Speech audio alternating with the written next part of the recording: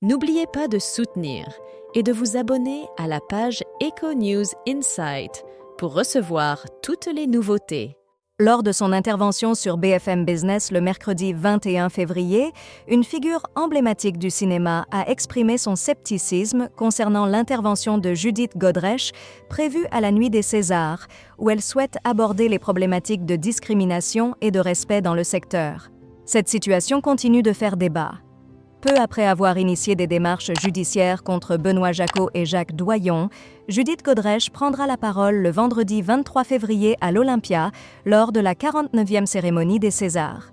Devant les principaux acteurs du cinéma français, l'actrice de 51 ans partagera ses réflexions sur les comportements inappropriés et les discriminations dans le cinéma, selon ce qu'a révélé Le Parisien.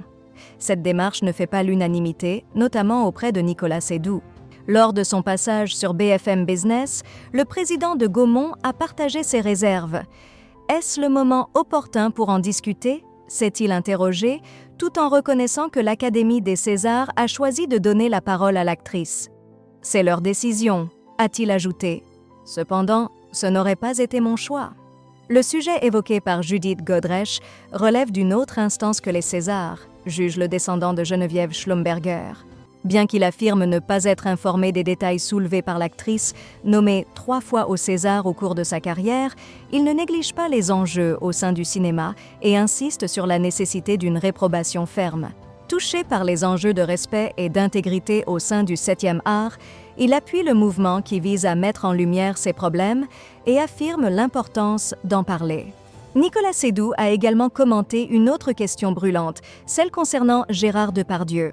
Si des actions répréhensibles sont avérées, elles seront traitées par la justice. Cependant, personnellement, je ne crois pas que Gérard Depardieu soit coupable de tels actes, a-t-il exprimé lors de son passage sur la chaîne d'information.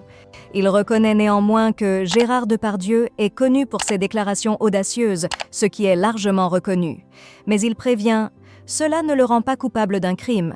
Il est important de ne pas confondre les problèmes. » Pour finir, Nicolas Seydoux exprime une inquiétude. Si l'on examinait de près certains réalisateurs très respectés, on découvrirait probablement de nombreux cas similaires, faisant référence à Alfred Hitchcock sans vouloir le nommer explicitement.